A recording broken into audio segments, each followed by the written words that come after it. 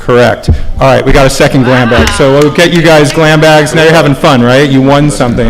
All right, so yes, on the founding team of Ipsy, we are the world's largest beauty community, and we have the largest beauty subscription service, reaching over 3 million people a month, but we are the beauty company of the creator movement, so we work with influencers, and we partner with brands, which is why I'm moderating this. And I will toss this to Dan at the end to start with introductions. All right. Want me to intro myself? Dan Gauchereau. I work at Complex Networks. We're a multi-brand, multi-platform destination for youth culture. We focus on hip-hop culture, sneakers, and food brands for millennials. And so I'm the head of marketing there. And we release a lot of shows across all platforms: YouTube, TV, Netflix, you name it.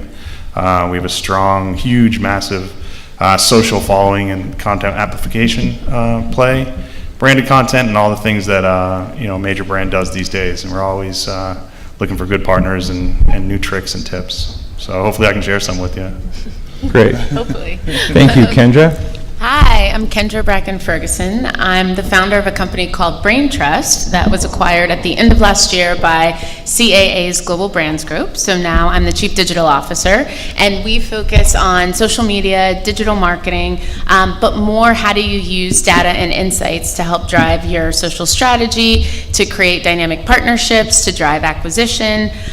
We are focused right now on our influencer data mapping technology and solution that is really providing new ways to look at audiences, talent, and partnering them with brands to drive more commercial opportunities and drive revenue. So I'm excited to be here. I can talk a bit about influencers.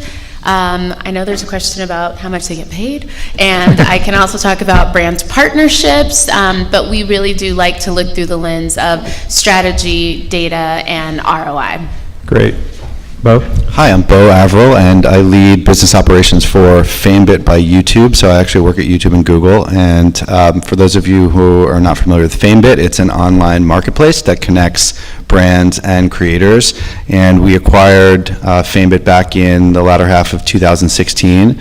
And now we are YouTube's branded content platform. So we work with brands that are already investing with Google, and we put together scaled native influencer marketing campaigns and strategies that can be coupled with their Google and YouTube media investments, brands Google and YouTube media investments.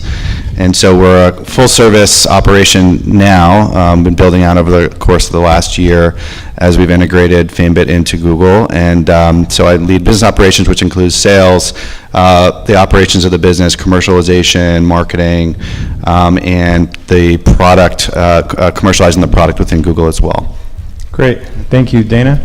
Hi, I'm Dana Kelly. I'm a stand-in for Maud Standish today. She's actually at another speaking engagement, so I am her body double. I've worked with her for years, though, so I hope I can, do her justice. I am a senior creative at Fullscreen Media. We are a media company with many sort of departments. You might know us for our MCN, but we do a lot of branded work, and I work particularly in the brand group on the AT&T business. I've worked on the AT&T business within Fullscreen for over 3 years, and I work particularly on a program called AT&T Hello Lab, which is an innovation sort of content incubator funded by AT&T and driven by influencers. So this year I have been a creative on a influencer-driven scripted narrative show on YouTube and many other platforms called Guilty Party. And there are 13 influencers in this series, so I hope I can shed some light today on what it's like to work with 13 influencers on one show. Natasha? Hi, I'm Natasha Vaquer. I'm VP of Talent for Refinery 29. We are a women's media company. We have a very vast website, experiential business, kind of on platform and off. I run our branded talent business, so basically anything involving talent and brands that we work with, both on Refinery and off. So we work with everything from fashion bloggers to celebrities to tastemakers, helping curate with brands on how to best find their voices and tell a story. Awesome. And last but not least, Simon? Hi, I'm Simon Kelly. I'm founder and CEO of Story Worldwide. As the name suggests, we tell stories. We help brands find their story. Increasingly, there's so much content out there. Brands are producing so much bloody content. A lot of the time, it's lacking in strategy. It's disconnected. They're disconnected stories. So what we do is we help brands before they make a single story, however it is, whether it's through their own channels or through influencer marketing or other earned channels. It's important that they know what their narrative is, and there's a very important distinction between narrative and story, and I think they're used interchangeably a lot of the time, and it drives me nuts. So I'm here on a personal mission to evangelize the difference between narrative and story, which is, the narrative is who you are. It's enduring. It anchors the system of stories that you tell, no matter how or where or when you tell them. But it doesn't change. So we have a whole process. We call it story finding, where we help brands, whether they're mostly brand side, sometimes channels to influencers as well. Who are you? And we have a whole process where we come from a sort of journalistic background, and it's kind of like a investigative journalistic exercise where we take data and we sort of unpack it and really create the narrative, and then start to tell stories. Great. So now you know who's talking to you guys. We've got a little bit of a sense who we're talking to. Definitely want to try to keep this conversational, so if at any point you have any questions, if you agree, disagree. I was kind of saying it'd kind of be fun on a panel if you guys had buzzers where you could like buzz us off if you don't agree, but we definitely want to keep just make this. the sound if you want. Or you can make the sound. Just make sure you hit the table when you make the sound. So I do also, today's talks about, in the title, is the future of brand partnerships and influencers, but I also want to kind of do yesterday, today, and tomorrow, so what we've learned, where we are today, and where we're going. So Kendra, I think we'll start with you, which is kind of a question everyone can take a stab at, but why influencers? So why do consumers want to watch and build relationships with influencers? What are the needs that are getting satisfied? So it's funny because I co-founded a company called Digital Brand Architects, DBA, back in 2009, 2010. And at the time, we were using the term bloggers. We weren't really talking about influencers. And we were going to brands and saying, we're telling you, these people are going to be the next people that are driving the future of trends. They're going to be driving all brand partnerships. And it was really hard. And brands were like, I don't understand. Like, they didn't want to pay $250. And now we know influencers are making 7 figures. But you saw the shift. You saw the shift in terms of other people having voices that were part of a community that you belonged to, that you believed in, and that you trusted. And I think that what we're finding and what we've continued to see is this trajectory of people that have a point of view, that have an opinion, and that can ultimately drive somebody to purchase. And that's what influence is all about. Like, we are all influencers in our own rights. And brands are the ones that are having that conversation. They're leading the advertising, they're leading all these things, but it's so much about them. And whenever you bring an influencer into the mix, you give another point of view. You give that trusted source. You give the opportunity to have a connection with your audience that as a brand you may not be able to do yourself, especially if you don't have a face of a brand or if you don't have a person leading it. So I really believe that influencers, they give that voice, they give that connectivity, and they are really the glue to the external world that brands need to connect with consumers. Dana, do you want to? Yeah, I just wanted to add on that because I was so in that wave of fashion bloggers. Now that we're sort of shifting to Gen Z, we talk about millennials a lot, and now we're talking a lot more about Gen Z, and it's important to remember that they're the loneliest generation that's ever existed. They are going online to find community, and a lot of the times they find influencers, but they find a friend in that as well, and a friend in that community. There's a lot of kids online who are lonely and go to find niche community, and especially within the YouTube community, that's very prevalent. And then just something to add on to that, something that we at Fullscreen champion is something called friendertainment, where increasingly on our feeds, our friends are entertaining us, but we also want that same sort of entertainment from different voices, different influencers, different brands, and we expect a sort of relationship now that we've been trained online. Well, it's also, sorry if I can just add. I just wanted one question I want to ask, really for all of you, when you look at these programs working with influencers, because I think it is pretty sad. I have teenage kids. Like, we try to make sure that they lead what we consider normal lives. Like, they're not just in this lonely.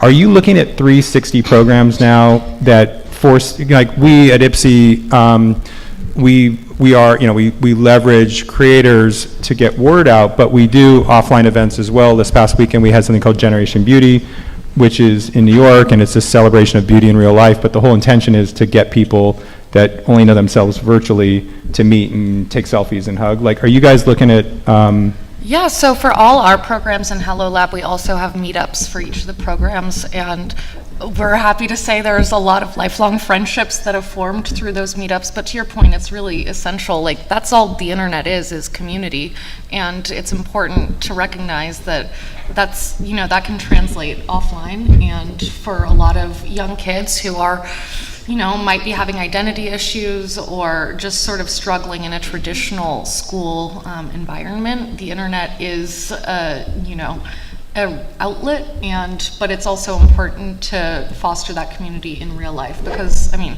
it also reflects positively on your brand if they're bringing that experience to the fans. Yeah, I would say that YouTube is kind of the place where this is all started, where you could anyone could find someone that was just like them. And so, although there is probably an element of, using technology and that being sort of perceived as isolating, it really is actually broadening the ability for someone to connect with someone that's like them and to hear an opinion that's similar to theirs, but also hear a diverse set of opinions and then make it their own decision. I think part of what you were describing about brands, which is an interesting piece of the influencer equation, is brands are more challenged than ever now to have an authentic conversation with their audience, and trust by nature is not necessarily given on the onset from a brand and their customer. It has to sort of be earned. It's the Right? complete opposite. That was the point I was going to make, which is that It's opposite that then. nobody trusts brands. Oh, right, yeah. That's exactly what I'm saying. Every 2 years, Nielsen conducts a report, and every year brands are trusted less and less, and increasingly it's complete strangers that you don't know that people trust. Yeah, and so how do you get in there? So that's right? why how do you get in that influencers, trust? you've got a much more trusted voice. Are any of you out here today because you want to build trust for your brand by leveraging a partnership or influencer? Yes? Did you have any follow-up questions for them on that particular topic? It's interesting. I'm in cannabis right now, and we are building our brand in markets that we are exclusively in.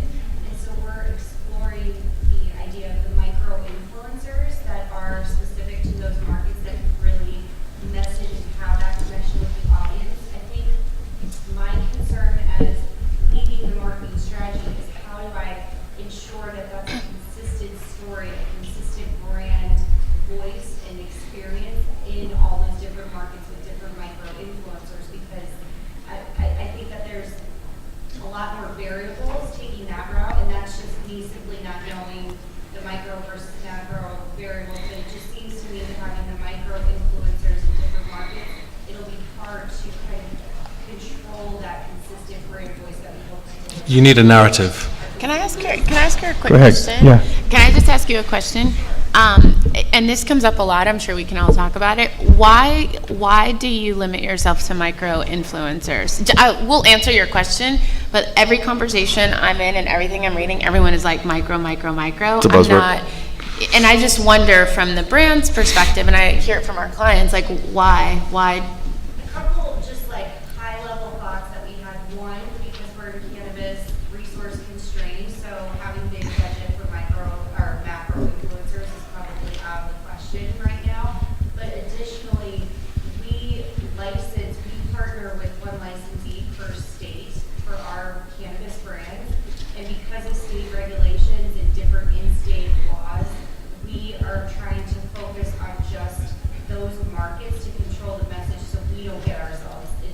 So you're really saying local versus micro-influencer? That's it. Yeah. That's what that's Which the makes- reason I yeah, was that makes asking. sense. Local, because local, Right. that was the through line I was trying to get, like, other than budget, which I think that budget is all relative in terms of, yes, there's certain people that are gonna be more, but it's more about the vernacular of, like, you need the localized effective influencers that could come in all tiers to benefit what it is you're trying to accomplish. Yeah, so it could be micro, could be emerging, mid-sized, top creators. Like, we kind of think about, we will answer the question. Yeah.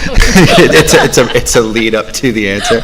But we think about, and maybe others here as well also do, kind of casting a wider net to really not just focus on like the size of the influencer, but like, is that creator or influencer the right fit? You know, I'm sure you think a lot about audience like we do. Like, are the people watching that channel more likely to purchase? Are they in market? Are they audiences that really will likely be, accept the message with an open mind and be the right target?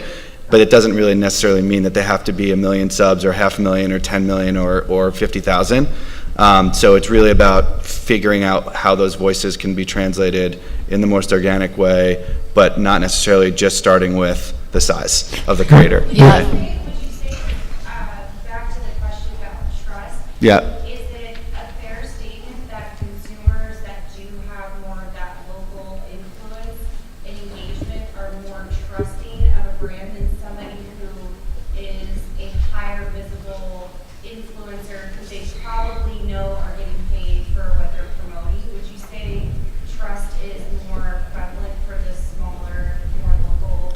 I have an opinion. I have an Someone else opinion, go. but Yeah, I'm you know talking what, a lot I too. want No, speak to, to that's this. going to dovetail into the next question, which is for Natasha, which is maybe both quantitative and qualitative, because it's also not just assuming that if you're doing cannabis, and sorry to make a generalization, that you're just looking for like stoners to promote cannabis, like look at the Mad Men campaign. So maybe you can answer the question, which originally was supposed to be, does size matter? But it's also the question, like, there's someone for everyone, and you were talking about working with micro, macro, celebrity. Maybe you can. Yep. So to answer your question first, and this is just my opinion, obviously, but I think that to their point, being a local influencer is very different than being a micro influencer, because that's also, that term it means different things to different people. So everyone has a different idea of what a micro influencer is and how many followers they have and things like that. I do think that we've done a lot of localized campaigns and events in the last 12 months, and we've found that a lot of not major cities are actually, their audiences are more engaged. The talent might be on the smaller side, but might be very large for that market. So I think it's really interesting when you look in different cities and different areas that it really is dependent on the market. So like, we did 29 Rooms Chicago this year for the first time, and the talent level there, the size of the talent, the quality, everything was very different than any other market that we had been in before. And we were really leaning on that local market to drive sales, drive people, to this event.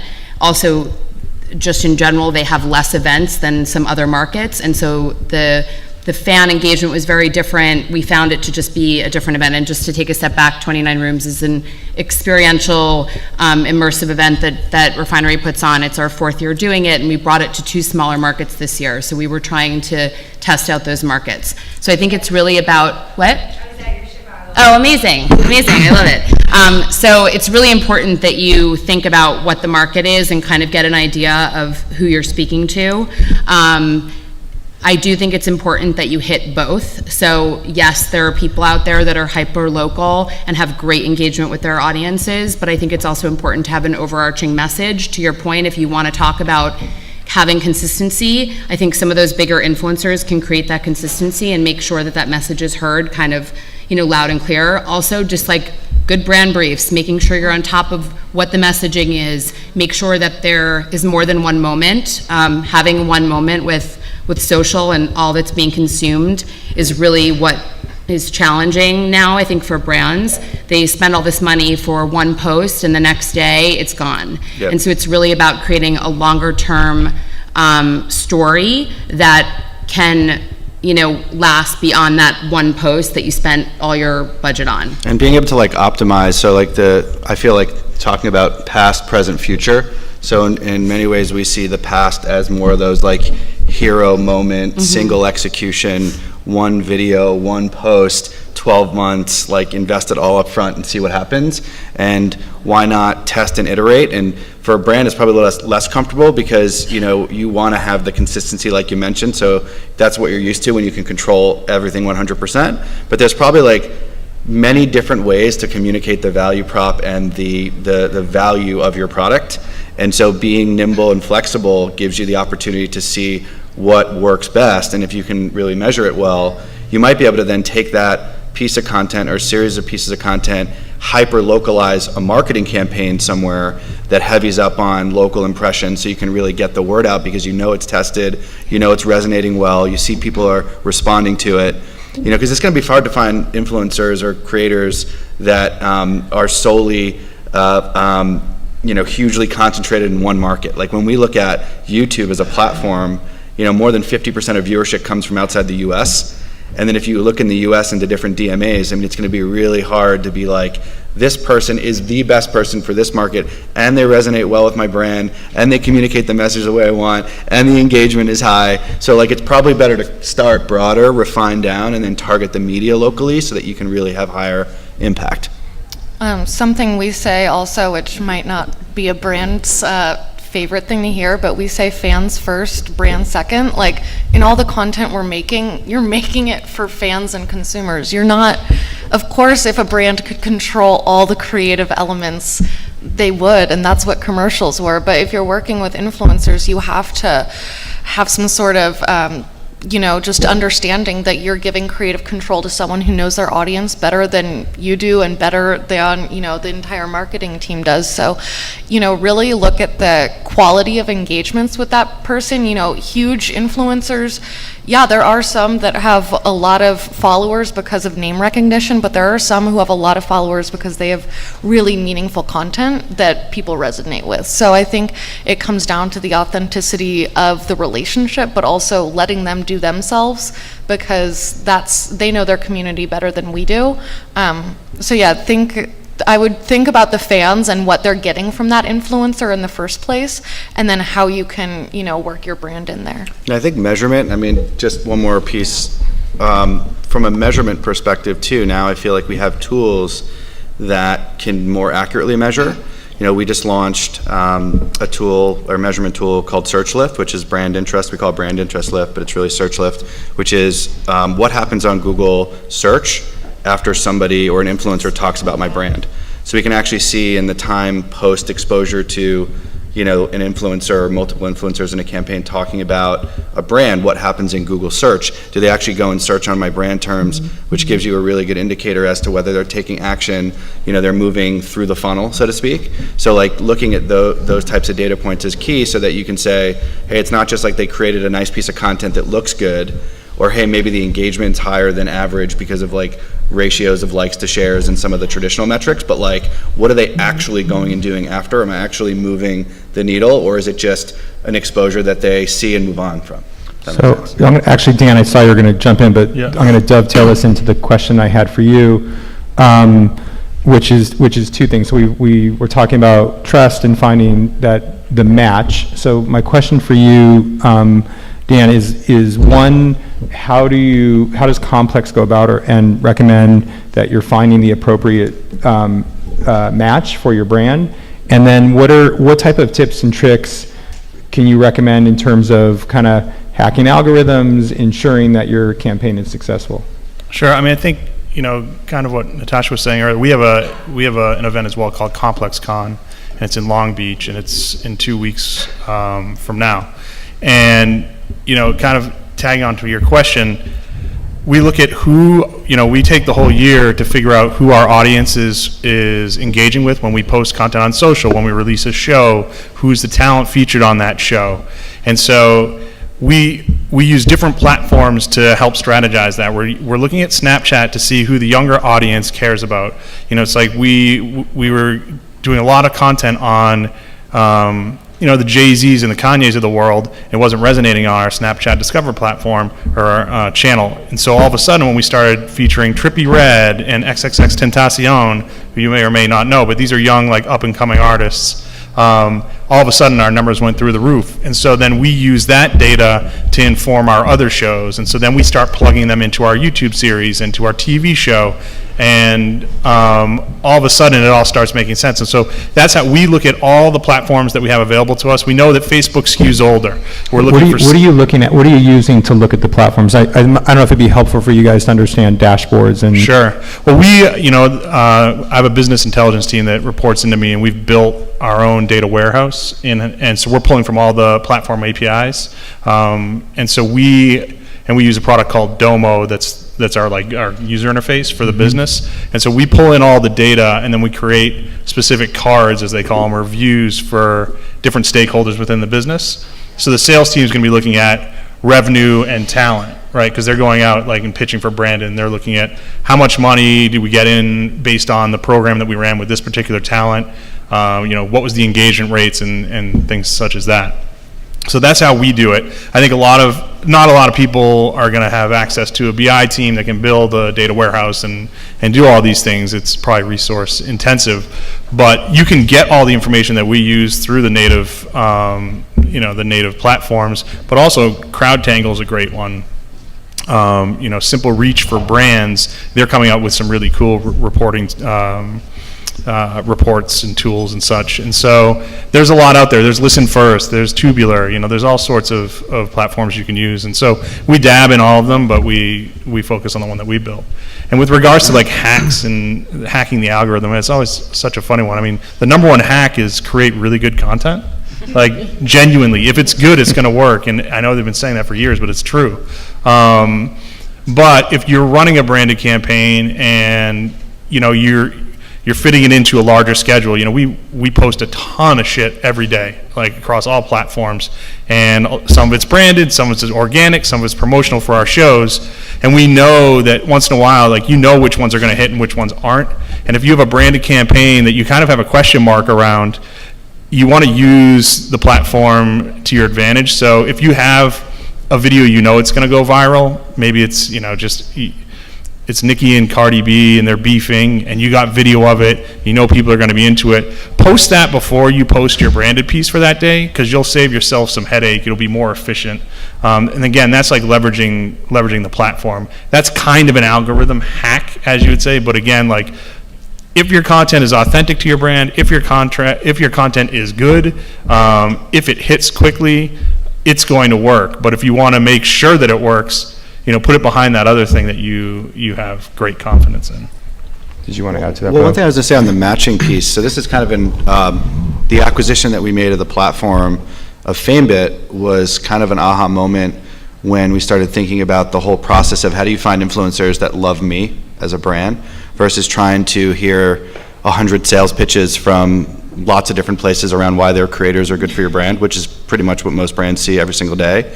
So why not have a participatory approach to influencer marketing, right? So if you can post a message and say, I'm this brand, here's my goals, you're seeing this opportunity because you're in my demographic, it seems like your channel talks about the kind of stuff that's interesting to me, are you interested in me? And if so, can you tell me why? So the way that our platform works is essentially a brand can post the opportunity, and then creators can actually present their creative idea and come back and say, I love your brand. Hey, look, I love Nike. I've been wearing it since I was 12 years old. I go to the Nike ID store in New York. I come up with custom Nikes. Here's some examples of the ones I think are super cool. And I could do a video for you that does X, Y, and Z.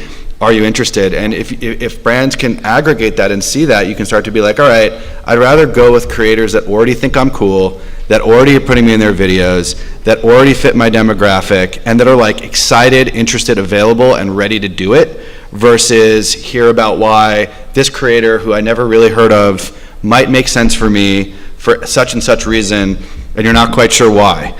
So if we think about it, and it can't only happen that way, right? Because you're not going to get every creator giving you proposals all the time, and there's a system that we need to optimize towards to get it to be in a place where there's a good amount that's healthy and scalable. But the idea of participatory influencer marketing is one where we feel it pretty strongly makes the best matches. Well, and they have a lot more authority, we call it authority to publish, right? They have more authority in that space because they're living it, they're living the brands, they're passionate about it, and you can't fake it. And that's where the trust, again, going back to the trust issue, that's where that comes from. Well, and I think, one of the interesting things that we've been looking at is, there's so much data and insights if you look at it, and there's so many tools out there that brands, you cannot use the excuse of we didn't know or we couldn't find. A lot of what it comes down to is making sure that you're paying attention and that you're really looking at what's happening. So I think when you talk about trust and you talk about local, it's about who's the best influencer that is organically connected to my brand or to my message or to my ethos or to what I stand for. And it takes time. I mean, that's the human element that we have to layer on top of all of our machine learning technology, all of our AI technology, but it's still important. And I think that that's the part where brands have to take the time and do the research because it's all public, it's all there. So if we're able to go in and we know that we want someone who has organically talked about cannabis or the elements of cannabis or the products around cannabis, and maybe they are using it for headache benefits or health and wellness or whatever it is, but you can follow that path and you can see that that person is naturally there versus trying to reach out blindly to 500 people and say, oh my goodness, do you like this? Does it make sense?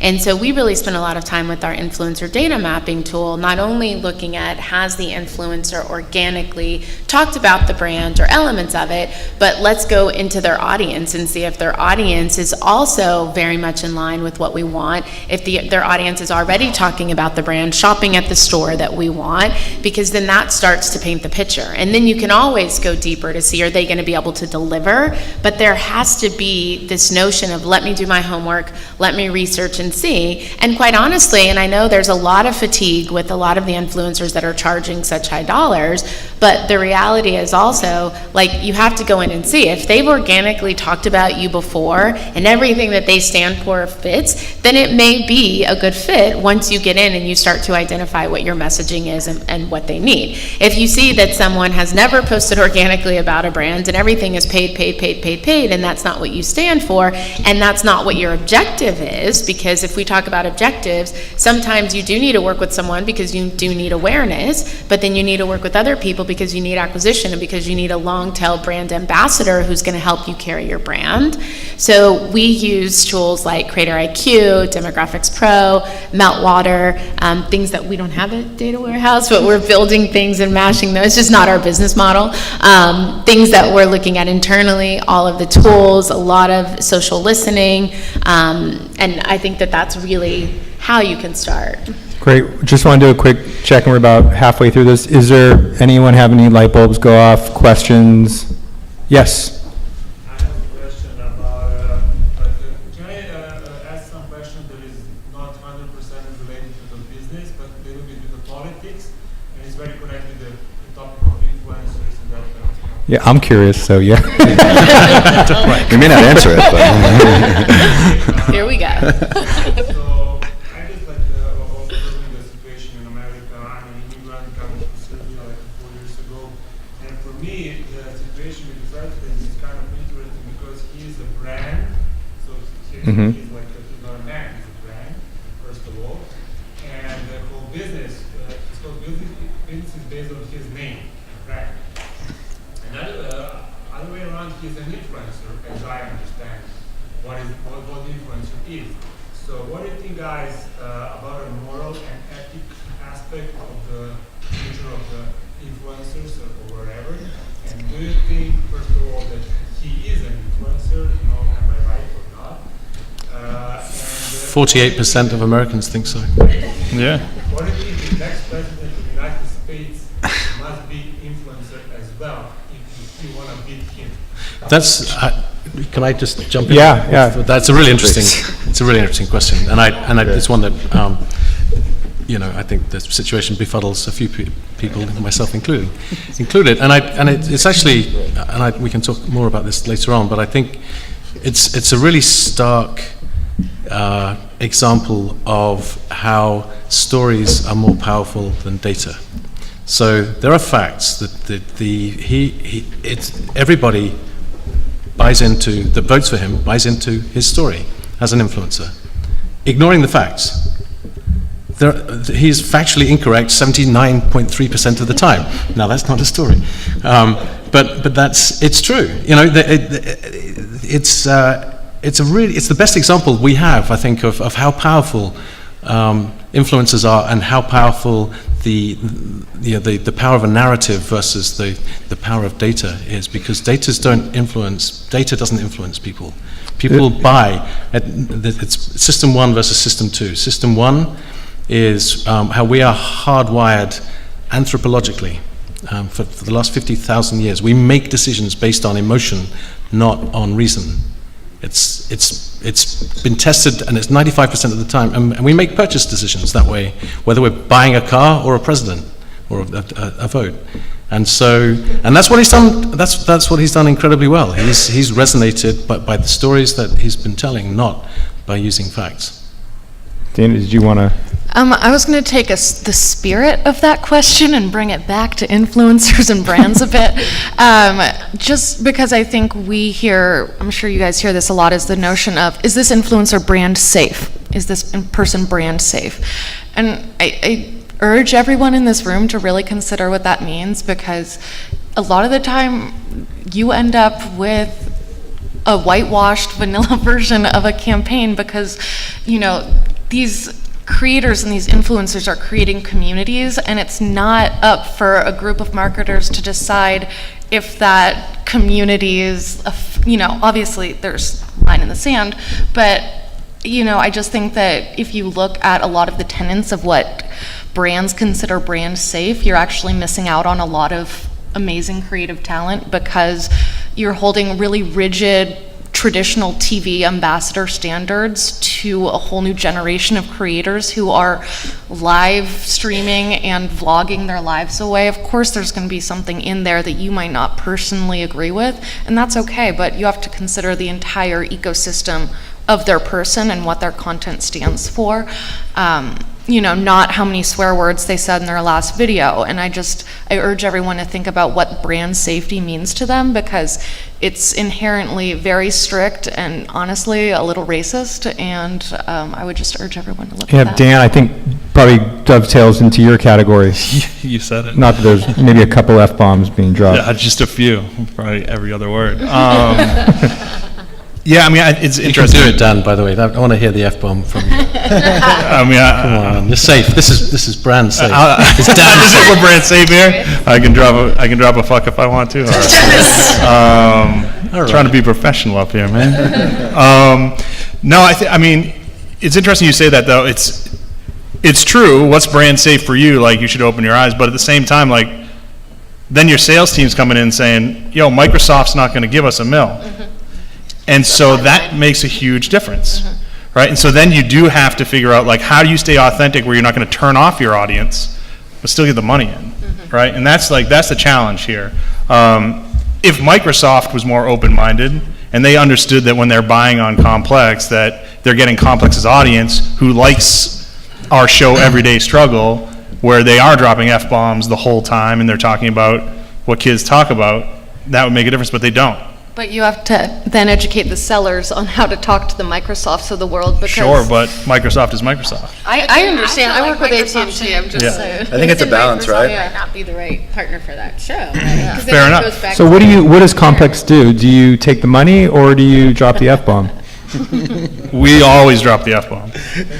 That's fucking cool. Yeah. And so... Take it in. Good one. No, I mean, we always drop the F-bomb on the platform where we can. Right. So we'll drop the F-bomb on YouTube, and we'll put an edited version on Facebook.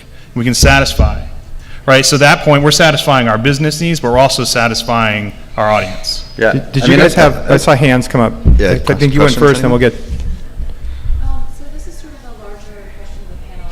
Are you concerned about market saturation with the continued rise of influencers and technology just keeping pace and giving basically everyone with access to the internet the ability to explore that avenue? And if you are concerned about market saturation, what suggestions would you give to influencers in order to differentiate themselves?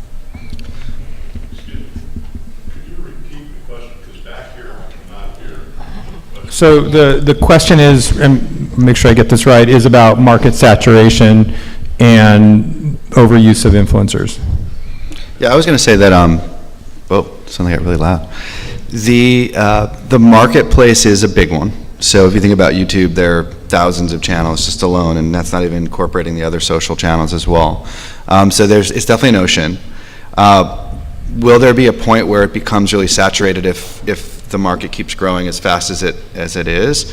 Certainly it's a pendulum swing where there'll be a saturation place where, I mean, we don't know what that point would be. But that's why the industry needs to be even more focused on ROI and metrics to really understand which are the partnerships that work well. Because I happen to think that right now, from, let's say, a pricing perspective, call it, the true value of influencers when it comes to brands is probably a bit undervalued. Yeah. Meaning what we see with search lift alone, where in Q1 we saw a 20x lift in post exposure when creators talk about products, is a pretty massive impact from seeing having creators speak authentically about products.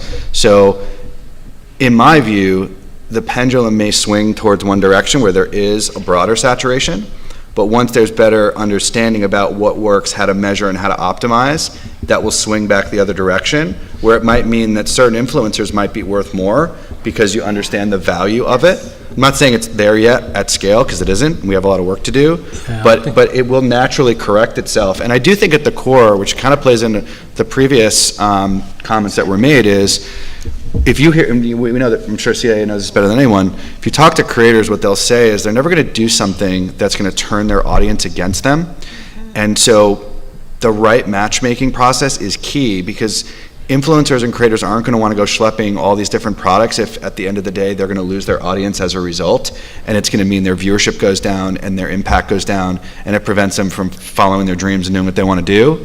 So that pendulum swing with the data piece I mentioned is complemented by the fact that influencers or creators are always going to want to stay true to who they are as best as they possibly can. So as an industry, if we can create better matches and better opportunities, the concept being better matches, better fit, more authenticity, better value, less overall partnerships, more meaningful ones, and then still leaving room to optimize as we scale and grow and the platform grows. I think there's a wider answer to that question too, which is that whilst brands are scratching their heads, bewildered as to how to reach the communities that they want to reach, and it's getting worse and worse and worse. The opportunity for influencers will never cease. I mean, and how you differentiate yourselves in this increasing market, you'll never guess what my answer is going to be. You need a narrative, an ownable, unique narrative that's true, that's authentic, and it's essentially it's true for influencers as true for influencers as it is for brands. And I forget who it was that says, just be yourself because everyone else is taken.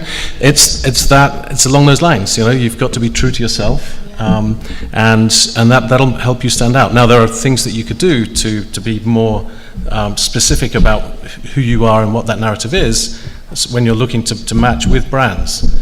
And there's a process that you can go through that could take 3 months, or it could be a 2-minute process. But you need a narrative, and it's got to be different to everybody else's narrative.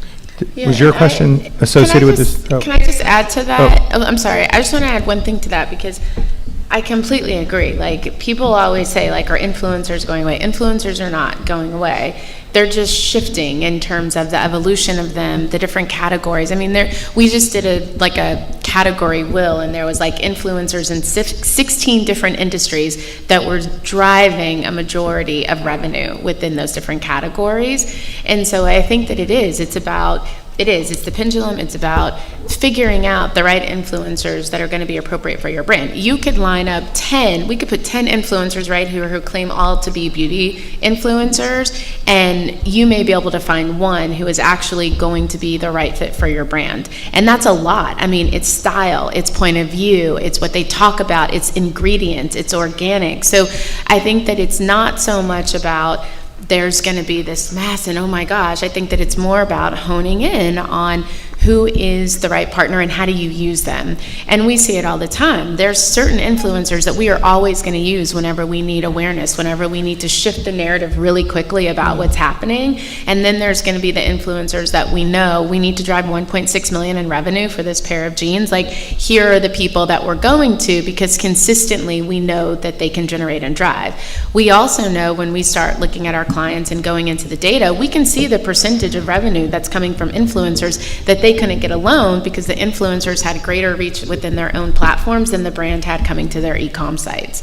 So I think that it's just shifting the narrative. If we get out of like, oh, this is an influencer, and we look at part of the marketing funnel and where are we at in that funnel and how do we use influencers to drive that component, then we start to shift and see it differently. Because influencers are a tactic, they're not a strategy. So I think that it's really matching it up that way, and there's always going to be more. We started working with influencers who are not influencers anymore, so it's following the market to see who's there. I mean, and also to build on that, the concept of influencer, like we keep saying that word, and it's funny, internally we talk about, that word and then match it up with YouTube creator, or let's just say YouTube, because we're YouTube, so we talk about YouTube, but the content that's on the platform, right, there's the traditional sense of, okay, it's a vlogger or somebody that's like talking to the camera, right, and there's plenty of content like that, that's specific to that. But then there's like subsets of that, and then there's different categories beyond that are in different areas that are completely new formats that never existed before. So whether it's a getting ready video or a makeup tutorial or a 15-minute cooking segment or a travel vlog or a personal vlog or a comedy skit, or I could go on, and the list keeps going. Is it really like the influencer necessarily that we're saying we need the match to be about that, or is it how do I weave my brand into the fabric of these emerging formats that are in all different categories in every walks of life, that is original day in and day out, 24/7 hours a day, 7 days a week. These are all original formats that are original production, that are unique. And so there is the element of matching, like we talked about, better matching, potentially figuring out based on ROI, like which are the ones that are longer term, like whether you're optimizing for revenue or awareness. But it's also a rethinking of how to do it, right? It doesn't always have to be a video about my brand from an influencer. It could be an upfront mention, a shout out. It could be an integration that is deep within a longer format, that in that opportunity, it's a place for a brand to have a presence. But outside of that moment, it's actually more about the video storytelling that is outside of that particular segment. If you look at TV as an inspiration, there's like so many different ways that brands over the course of the last 50 years have been integrated in really unique ways. I think we're more transparent now in digital. It's upfront. It's, hey, this is a sponsored video. You got to be upfront about it. But then there's like these different formats that you can get into. And so it doesn't have to be all about your brand in the video. It could just be that you're natively integrated organically into what's already out there. And if you could do that at scale, you really find a way to join the conversation versus try to drive it every time, if that makes sense. Also, I think I saw you raise your hand that you identify with the influencer bucket in here. And something I would just recommend is iterating, like really seeing these brands as partners and people. And, the other day we had a very large YouTuber call us up, and he isn't making as much money from the monetization on his videos, and he was coming up with new ways to make a lot of money, and called us up, and he's like, do you want to buy out my Tuesday videos? You'll be the exclusive person. And it's like, because he knows we're at AT&T and he knows the people there because we're the humans behind the brands, he thought of a new sort of opportunity for us, and it's something we're thinking about, because he offered us an entire day of, bringing the content that his fans already love. So I think that you can recognize the power you have within that marketing funnel and make recommendations to your brand partners as well. And, just always iterate these sort of different models that you can think of to them. Did you want? I know you wanted to get your kind of follow up on that too. Sorry. That's okay. No, I'm glad you guys are so passionate. Even if we find the right fit and the right platform, and we've monetized and we've got the right narrative, I'm always concerned because I have a teenager, so I also have a small focus group of teenagers in my home regularly. And even when it is organic, the assumption from all of these kids is, well, that was paid for. I work for Acura. Drake put our cars in his God's Plan video.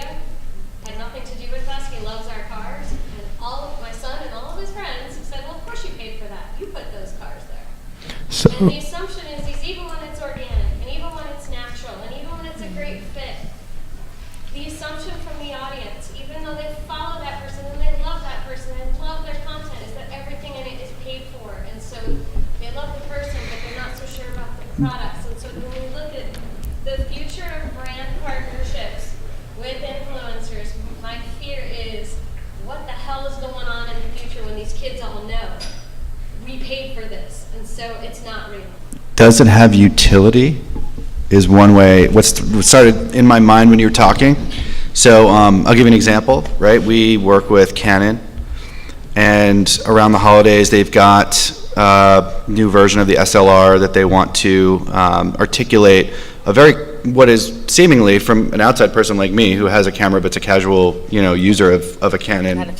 I'm not a photographer. No, I do aspire though. It's like going on a to-do list. Unless your girlfriend is an influencer, then you'd be a photographer. I think my wife would like me to be a photographer because family photos would be a lot better than they are today. But you think about the complexity of what differentiates this camera versus the Nikon versus a Panasonic, or even your phone's camera, right? It's so complex these days, right? Every smartphone has 100 megapixel camera, and how do you really know? And so what they do is they work with product reviewers, unboxers, and there's some lifestyle travel vloggers as well, to try to bring to life the benefits of the camera, right? So whether it's the high definition, something about the way the lens works, or maybe it's a auto upload feature through Wi-Fi, or other elements that when a user is going, so the consumer journey these days, right, it's never just, I'm going to go to Canon's website and buy a camera. It just doesn't happen that way. It's usually, let me look at reviews, let me talk to my friends, let me look at nuances and information about this particular camera, because I want to understand, number one, if not only how good the price is, if I can get a good deal, but are the things that I actually want it for going to be there? And now the information's out there for every consumer to find, right? It's like the zero moment of truth. Guy at Google, actually, Jim Lesinski, wrote a book about this, which is like the moment when consumers make decision is not like it was 25 years ago after they get exposed to a TV ad and they see the product on shelves. There's a much deeper consumer journey. So the reason why I'm mentioning this is because nowadays, when people go to YouTube, there are thousands of unboxing videos from creators that have a similar point of view to their audience. And so they're going to go on there before the holidays, and they're going to see the top 10 picks for best value cameras for the holidays. And that's a moment where, as Canon, you actually have utility to educate the customer, which is authentic and is real, and maybe even comes with a discount code that they can get below. Or if now we put what we just recently launched with Shopping Feed on the page, where you can actually shop the camera from YouTube. So now it becomes real utility, right? So I would argue that maybe the car's a little harder. And there's definitely a difference in if what you're trying to do with branding, or whether you're more down funnel, I can make a case for any product. Are you trying to sell Acuras to your teenage kids? Is that what you're trying to do? Most luxury brands are aspirational. Kids can't drive until they're 18. Never too young. My whole life to own a Porsche. And we Aston Martin in my case, but But we need it to be an aspirational brand, so you do want to market to millennials and the younger generation. We have an ILX, we have a car, an entry-level luxury car for that audience, but we need them to aspire to Acura. I would. I'll give it. Oh, sorry. No, you go. No. But did they watch it? I guess that was the question. I was going to give one local example.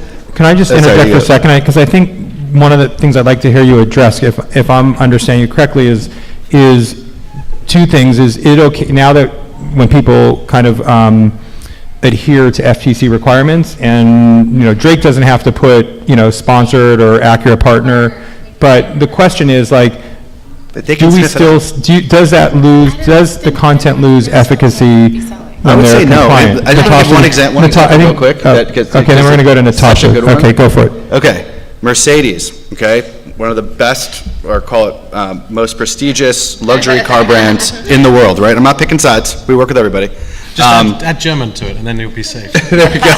They worked with What's Inside, which is a very popular YouTube channel that takes apart things and cuts into them. And have you seen this one? It's really cool. So very upfront, right? They worked with Mercedes, and they were able to unbox or cut open a Mercedes car seat, and they were able to kind of show the tech and the quality, right? Now, this is like an exciting experience, right? Because Mercedes never lets anyone cut into their vehicles this way, and they partnered with What's Inside to do this video, and it's a perfect example of where very, very transparently, right? Like, here is Mercedes, here's something really cool that, by the way, is in tune with what I normally program, is really kind of an inside look at something you've never seen before, and maybe that message lands around Mercedes in the mind of the user. They get it, like, it's a partnership, but then they also learn that, wow, that's a pretty sophisticated, amazing piece of machinery, like, if I do say so myself, right? Yeah. So there's examples of where the utility is there, and it doesn't have to be about, I know that's just fake, but that all comes down to the matching and how endemic the experience can be. Just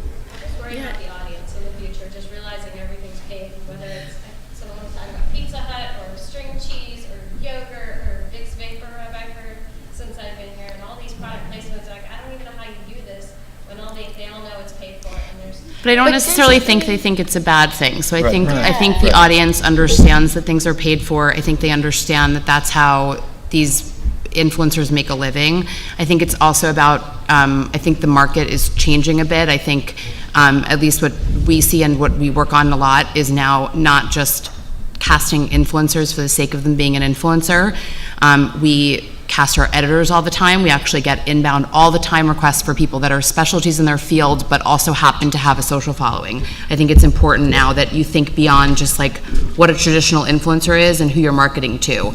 We did this really interesting campaign with P&G around the moms and women that raised the NFL draft picks this year. And we went down and we heard the stories about the women, and it was about Olay. And it was a super interesting take on something that you would never think. These guys the following day were going to get, 7-figure deals and buy their families their first homes and all this stuff.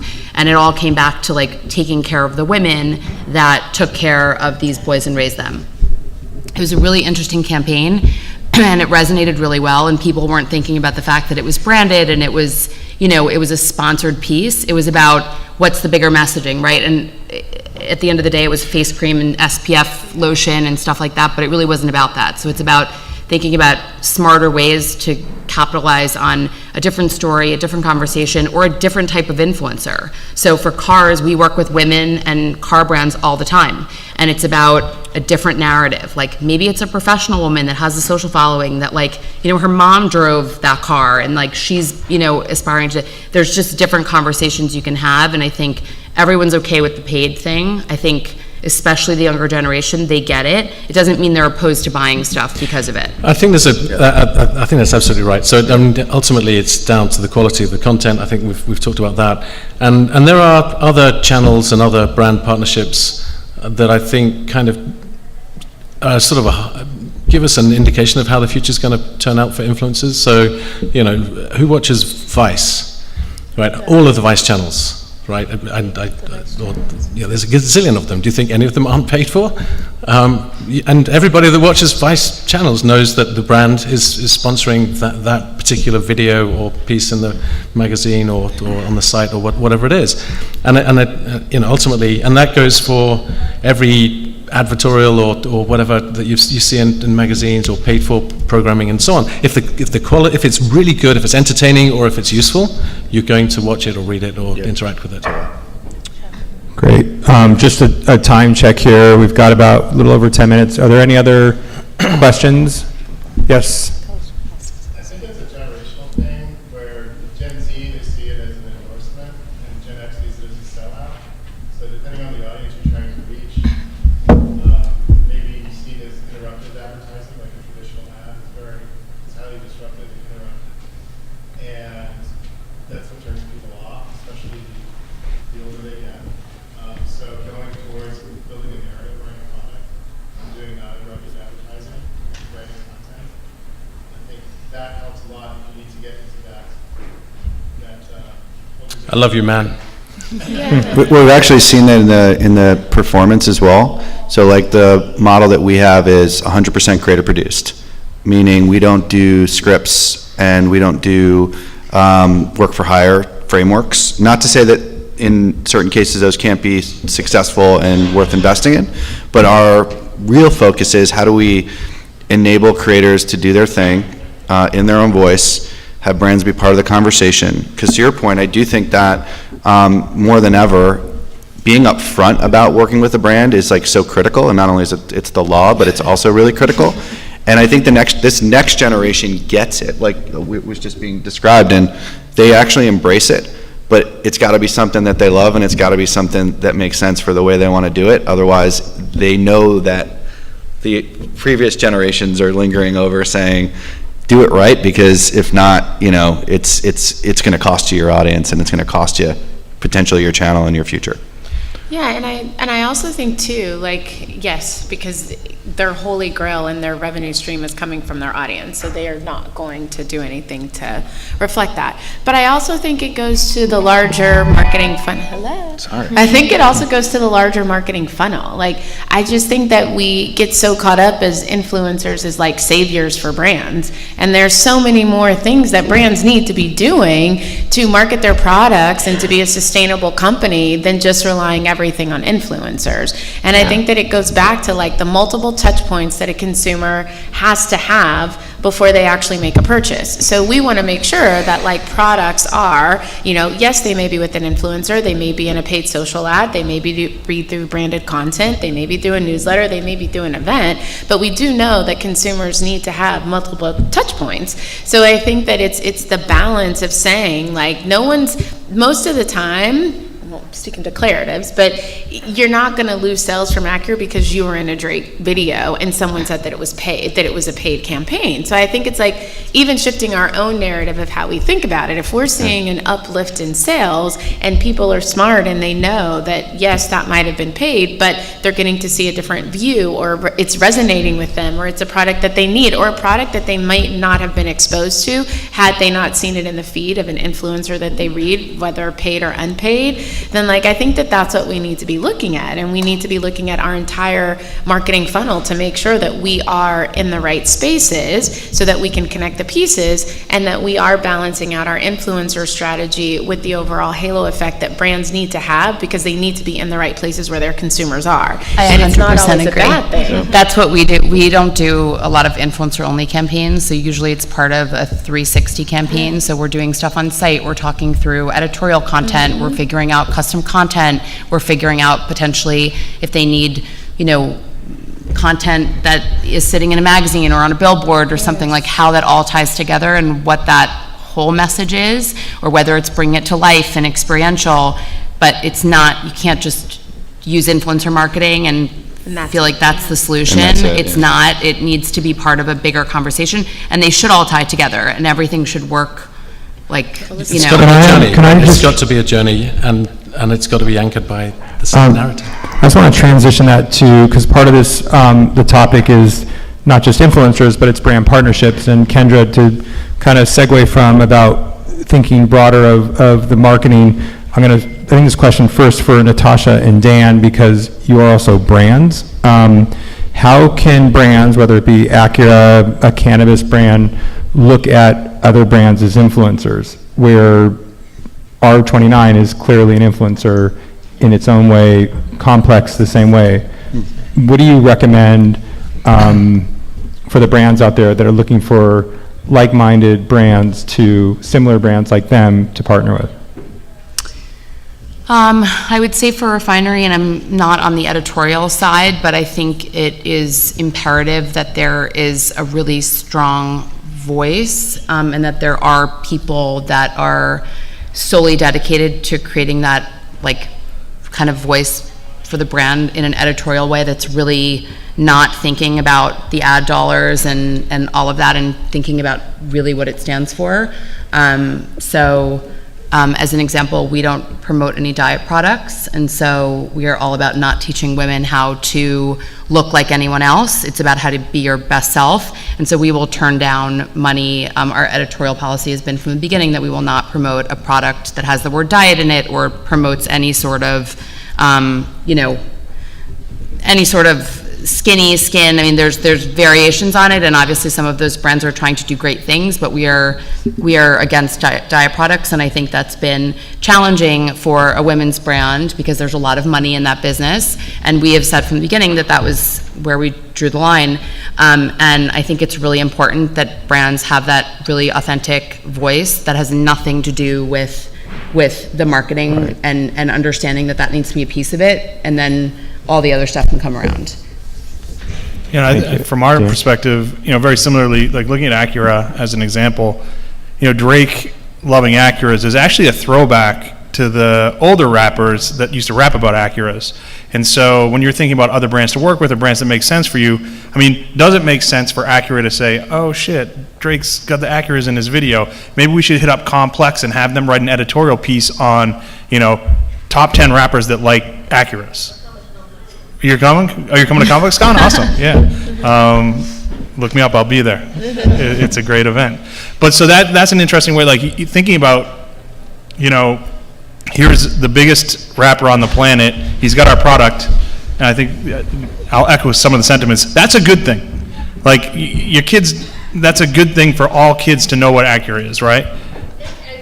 But not for other brands, when I think about the string cheese or the Right. and it's like when they look at that and think it's Cave, and they're like, it may not be the best product, it's just the one they took the money. Right. Well, He's got friends who are. Why are your kids concerned about VapoRub? Just joking. Learning a lot about your Just trying to add a little levity here. Yeah. That's all paid, and then I just say, hey, that's what they got paid to do, they took that money, I don't know if it's the best product, that might be the best skateboard, not be the best skateboard, but it's the one they got paid to. But you know what, they're having a conversation about it. Exactly. They're questioning whether that's the one they should. That's okay, but they're having a conversation, that's part of this whole thing. brand is awareness. Creating a Yeah. conversation. that's the top of the funnel. Discovery. That's the Yeah, top, that's and what you she's talking about the want. funnel. That's what you want. Yeah. Are there, we've got a few more minutes. Are there any other questions from the room? Yes. You. Kind of going off that, is there any product category or product that does not work well, or what are attributes of products that don't lend themselves to being marketed through the influencer marketing? Actually, I had a similar question. Okay. Brand like Ferrari and Hermes, how much influencer there is in marketing? Right, so prestige, so one is, are there categories that are outlawed, and two is, are prestige brands? Are there people that, is there an influencer for every brand? I think there's an influencer for every I brand. Absolutely. I just don't think it might be your traditional Way of doing it. definition of an influencer. To my point earlier, I think the market is moving to people that have a specialty or might be, they might have a skill set that's something other. They might be an editor of a magazine or whatever. They might be the person that speaks to your brand better than just a traditional fashion blogger or someone that doesn't necessarily resonate with that brand in the way they want them to. But I think there is a quote-unquote influencer for everyone. It could be a traditional celebrity. They are also influencers. It's pretty vast. I agree. it could be I think a there Yeah, is like, someone I mean, for- Oprah became an unwitting influencer for Hermes when she was denied entry into the Hermes store in Paris. Now, it created it was kind of a negative influencer, but it was, she turned the story around, and they turned the story around and used it, and so, and I'm sure the same is true of Ferrari. There's somebody out there that would be a natural influencer. Yeah, if we redefine like what influencer, just to build on what you were saying, where if you think about all the content that is on any platform or on YouTube, there's plenty of channels that have, you know, high performance vehicle reviews, and they race cars against one another, and they do outtakes and really amazing content. That would be a perfect place for Yeah, if to Jeremy send that Clarkson message, right? drove a Ferrari, I mean, that would Totally. be I mean, there's perfect. examples all over for every category. So I think to your question, I think Too. they. I was just going to say, it's the same thing, and Natasha said it perfectly. I mean, when we look at influencers, it's photographers, it's bakers, it's chefs, it's illustrators, it's dancers, it's makeup artists, it's stylists, Singers, and it's just everybody. it's everyone. And just because you're a luxury brand, there has to be different ways that you're leveraging influencers. Like even with Hermes and all the stuff that's happening with these super dope photographers going around and recapturing the brands, the memes that are happening around luxury brands and how they're using that to capture content and tell a story. So, and I get it. I mean, I was like, I worked at Ralph Lauren. I was the first director of digital media there. I launched them on social, and it was me sitting with David Lauren being like, for 3 hours, oh my gosh, this influencer posted about collection, and then they posted about Lauren, and then they posted about home, and they can't do that. And it's like, actually they can, because we're looking at them through different narratives for each of the brands that we're aligning them with. Yeah. And it's reshifting what we think about influencers, because a photographer is a content creator, is an influencer, is a stylist who can style a really amazing look on a different influencer that gives you a double whammy in terms of content that you're creating. And great content's great content. Like we work with NBC for the premiere, or I think season 13 or 12 premiere of The Voice, when Kelly Clarkson joined as a judge. And rather than they did have a couple of upfront mentions inside these videos, but they had not influencers, but up and coming artists that are doing their own original songs and cover songs, do a cover of Kelly Clarkson's new song, give a shout out that she's joining The Voice that season. People should tune in. So it was really about content, promoting that premiere. It was a paid sponsorship, but it was in the tune of what they would normally have done. And hey, they got the right to work with Kelly's new song and then have her give a shout out at the beginning. So it really is that what content do you want to align with versus what influencer? And yes, there are personalities that are attached to that in every walk of life across all different types of categories. Great. And the other half of that question, which I think you were heading towards, was, we know that Microsoft wants to keep away from profanity. Are there any influencers that want to keep away from certain categories? Is there any categories that are taboo? Was that your question? When is it not effective? Is there something about a category or product or brand specifically where it just doesn't work well when you're trying to use influencers? Adult diapers. What was that, Simon? Adult diapers. Adult diapers. It depends. I don't know about There's definitely one out there. I would argue that. Is there a story that you want to tell, Corey? Well, no, actually, I just wet myself. No, it's all good here. It's going downhill quick. Filter. I mean, I think you have to put it through your filter in terms of like what the brand is. Like, are you going to be able to tell a narrative? Are there the right platforms that match up? Where does the audience for that live? I mean, even from a healthcare perspective, we've had different brands, or it's like, wait, we don't necessarily want to talk about that on social, but we found communities of interest. I mean, going back to YouTube and to Facebook, like the communities of people that are solely focused on that and identifying who's, especially within Facebook, but, going into those groups and finding like who is the leader of that specific topic that may not be great for a widespread audience of hundreds of millions of people, but if you can hone in on the brands and like, what's the criteria, here are we looking for, where is that subset of the community that might be interested or might benefit from this or might have something that they can't talk about, and targeting it that way. And I think that that's why we're all kind of like, there is a place for an influencer for all brands. Now, the brands may not be ready for the influencer. They may not have the right marketing strategy, the right distribution channel. They may not be available. They may not be the right price point. But I think you have to run it through that filter and not say that it doesn't work because it's this type of a brand versus a beauty brand. And I would say just yeah. make sure you're driving somewhere. I think there's sometimes brands come to us when they're about to launch something, but the something isn't out ready yet. to- And Yeah. they're like, we want to do this campaign. With 30 and days. We had a really luxury jewelry brand come to us and want to do a campaign on their new, more affordable line that was still very expensive, and they wanted to drive people to a site that didn't have the product on it yet, and there wasn't anything out, so you couldn't buy it. So we basically said, hold a beat, like get the product out, let's get it figured out first, because otherwise we're going to spend all this money and messaging, and we're not going to have anywhere for these people to go, and they're not going to come back a second time. So it's important. I would say that's the only time when I would say don't use influencer marketing. Make sure that you wait to drive that conversation, to make sure that you're using those dollars and using those voices to send people somewhere, so that there is something at the end of it. Even if it's, a teased thing where there's one piece out or something, but there has to be something at the end of it. Otherwise, it's just a waste of marketing dollars. Completely agree. I think too, one last point would be creative wisdom, creative ideas are infinite in this new world that we live in digital and on YouTube. Meaning, there was a question before around like, is my brand always going to be able to come to life with a creator and influencer, and like maybe some are a better fit. I talked about utility and then quickly realized too that it's really not always about utility. There's entertainment value. There's all different ways to translate. Good example would be we worked with Jif Power-Ups, and they put out to the ecosystem, right? Like we want to bring to life like X, Y, and Z about Jif Power-Ups, which is, you know, it's a packaged good brand, right? Which is going to be tough to find utility per se in a piece of content. And What's Up Mons came back. They're like, we have this really cool idea. We're going to make a jingle. It's going to be a music video. It's going to be cool. Just trust us. We're going to talk about all the things that you want to articulate. We're going to make it funny. And they created this amazing video that I think it's got like 5-6 million views on it now.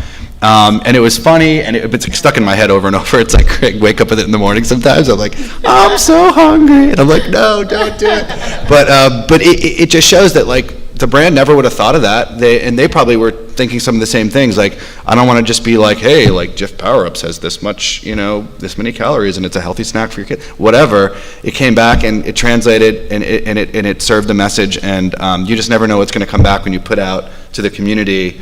What can you do with this to make it exciting, and then see what they can do. Great. I think that's about it. Thank you guys for being an awesome audience. Thank you to our panelists for being great panelists. They'll be up here if you have any questions. The prize winners can come up and claim their prizes. Thank you, guys.